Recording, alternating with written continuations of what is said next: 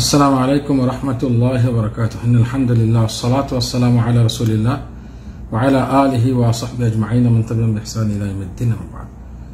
সম্মানিত ভিউয়ার্স, দর্শক ও শ্রোতাবৃন্দ, রমজানের দাস অথবা রমজানের কোর্স এর পঞ্চম দার্সে আমরা জানব রমজান মাস কিভাবে সাব্যস্ত হবে, অর্থাৎ রমজান মাস সাব্যস্ত হওয়ার কতগুলো পদ্ধতি রয়েছে বা তরিকা রয়েছে। উত্তর হলো এটা তিনটা পদ্ধতি শরীয়তসম্মত। প্রথম পদ্ধতি হলো চাঁদ দেখে রোজা রাখা, যেটা আল্লাহ কোরআনে কারিমে সূরা বাকারার 185 নম্বর আয়াতে বলেছেন, ফামান শাহিদা মিনকুম শাহর ফালিয়াসুম। যারা রমজান মাস পাবে অর্থাৎ নিজ আবাসে থাকবে, মুসাফির নন, তারা যেন অবশ্যই রোজা রাখে। এটা আল্লাহর আদেশ। এবং সহিহ বুখারী মুসলিমের হাদিসে আমরা পাচ্ছি রাসূলুল্লাহ সাল্লাল্লাহু আলাইহি ওয়াসাল্লাম রমজানের চাঁদ দেখে রোজা রাখো এটা আদেশ করেছেন। রমজানের চাঁদ দেখে রোজা রাখো। সুতরাং যে ব্যক্তি স্বয়ং চাঁদ দেখবে তার জন্য রমজানের রোজা রাখা ফরজ। চাঁদ দেখে দোয়াটিও আছে, একটা দোয়া আমরা সবাই জানি, আল্লাহুম্মা আহিল্লা আলাইনা বিল আমনি ওয়াল ঈমান ওয়াস সালামাতু ওয়াল ইসলাম রব্বি ওয়া রব্বুকা আল্লাহ। এই দোয়াটি পড়া সুন্নাহ।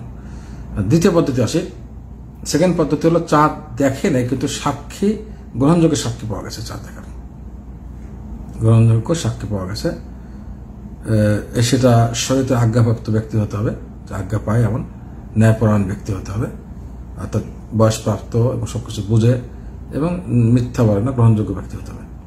এমন ব্যক্তি সাক্ষী দিলে তাহলে রোজা রাখা ঘোষণা করবে। সেটা ঘোষণাকারী হলো সরকার বা শাসক।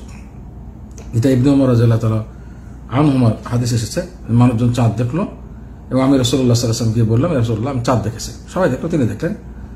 অথবা রাসূলুল্লাহ সাল্লাল্লাহু আলাইহি ওয়াসাল্লাম রোজা রাখলেন এবং মানুষদেরকে রাখার আদেশ করলেন। এটা সহিহ আবু দাউদের হাদিস।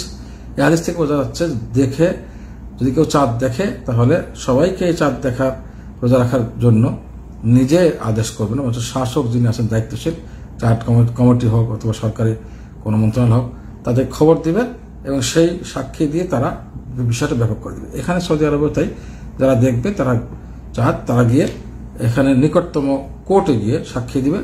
কোর্ট এটাকে ডিসাইড করে গ্রহণযোগ্য সাক্ষী হলে এরপরে কোর্ট সংশ্লিষ্ট সরকারি যারা আছেন তাদেরকে বলবেন এবং সরকারিভাবে ঘোষণা করে দেন। সুতরাং চাঁদ দেখে সবাইকে রোজা রাখার জন্য যে ব্যবস্থা করেন সেটা হলো শাসককে, যিনি দায়িত্বশীল তাকে বলবেন, শাসক এটাকে ব্যাপক করে ঘোষণা করে দেবে।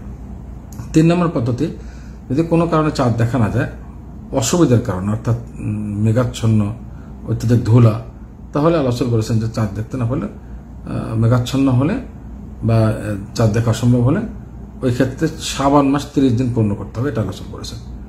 আমরা এটা নেই যে মহানবী সাল্লাল্লাহু আলাইহি ওয়াসাল্লাম বলেন যে মাস 29 দিনে, সুতরাং চাঁদ দেখা না গেলে তোমরা রোজা রাখবে না, চাঁদ না দেখে তোমরা রোজা রাখবে না এবং চাঁদ না দেখে তোমরা রোজা ভাঙবেও না, অর্থাৎ ঈদও করবে না। আর যদি আকাশ মেঘাচ্ছন্ন হয় তাহলে গণনা পূর্ণ করো, অর্থাৎ শাবান মাস 30 দিন পূর্ণ করতে ওখানে বলা হচ্ছে। এটা হ্যাঁ।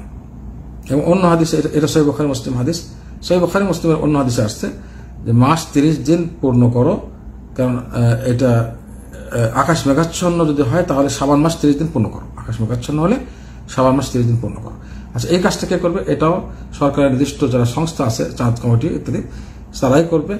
একা একে ডিসাইড করবে না, একা একে ডিসাইড করবে না। যেটা যদি সরকারের ঘোষণা হয়ে যায় যে অমুক তারিখে রোজা, তা সবাই এটাকে পালন করবে এবং ঈদে ঘোষণা করবে।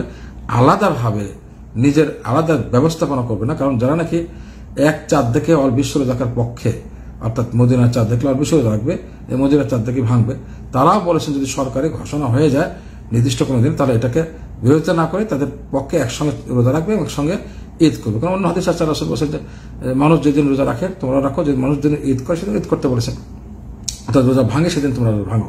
সুতরাং এই ক্ষেত্রে যারা আলাদা করে ব্যবস্থা করছে তারা ভুল ফতোয়া অথবা ভুল মশালা আছে, তাদেরকে বলবো তারা যেন সঠিক পথে আসে। জাযাকুমুল্লাহ খাইরান। এটা আমরা 3টা পদ্ধতি বললাম চাঁদ সাব্যস্ত হওয়ার জন্য। এই বিষয়গুলো সাক্ষীর ব্যাপার এবং বিষয়গুলো প্রশাসনের ব্যাপার বা নির্দিষ্ট দায়িত্বপ্রাপ্ত যারা আছেন তাদের ব্যাপার, তারা এই বিষয়গুলো ঘোষণা করবে, একা একই ঘোষণার মাধ্যমে করবে না। ইবনে উমর রাদিয়াল্লাহু তাআলা আনহুমা চাঁদ দেখে বা মানুষ চাঁদ দেখলো, এখানে তিনি ঘোষণা করতে জানেন, তিনি মহানবী সাল্লাল্লাহু আলাইহি ওয়াসাল্লামকে বলেছেন, তারপর মহানবী সাল্লাল্লাহু আলাইহি ওয়াসাল্লাম ঘোষণা করেছেন। এই কাজটা যেন না করি, যে একা একা ডিসাইড না করে।